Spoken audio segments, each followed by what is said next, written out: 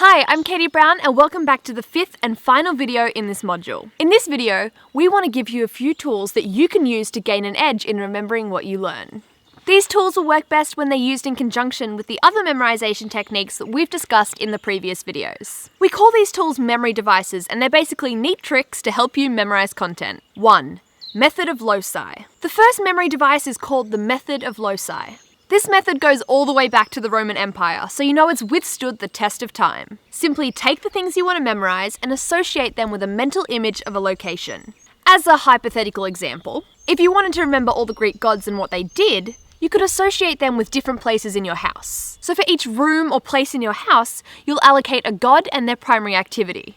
By simple association, your daily interaction with your own home can help you remember the Greek gods that you've allocated to all the different places in your house. So for instance, when you go to your front door, you could see Apollo, the god of music, serenading you while playing the harp.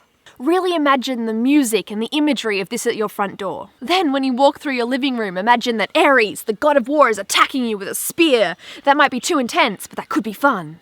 And then you can repeat this process until you've covered everything that you need to remember. You can do this in a variety of locations. It doesn't just have to be a house, it could be on your bus ride to school. This is also how memory champions memorize an insane amount of knowledge in a matter of minutes. Number 2, flashcards. Flashcards are another great way of exercising repetition when improving how you remember. It's also important that you make your own flashcards, as it will force you to repeat and recall what you've learned. The most important thing about flashcards is to try to do them as early as possible and not just right before the exams. The real value is in helping you revise quickly and as many times as possible. So the earlier you make them, the more chances you'll have to use them. As you learn more content through the year, you can add more cards. Now, you can make the cards in a couple of ways. One way is to have all of the things that you want to remember written down so you can go through them later on. The alternative way is to have questions on one side and answers on the other. They're both great ways of creating flashcards, so it's really up to your personal preference as to which one you choose to do. You should also organise the flashcards in a meaningful way. For example, by syllabus dot points, or the order of the textbook, or what you think you need to work most on. Number 3, chunking and acrostics. Finally, chunking is a way of remembering by putting things into meaningful groups. It's very hard to remember more than 5 to 9 items on a list. But if you start grouping them in meaningful batches, it becomes easier to remember.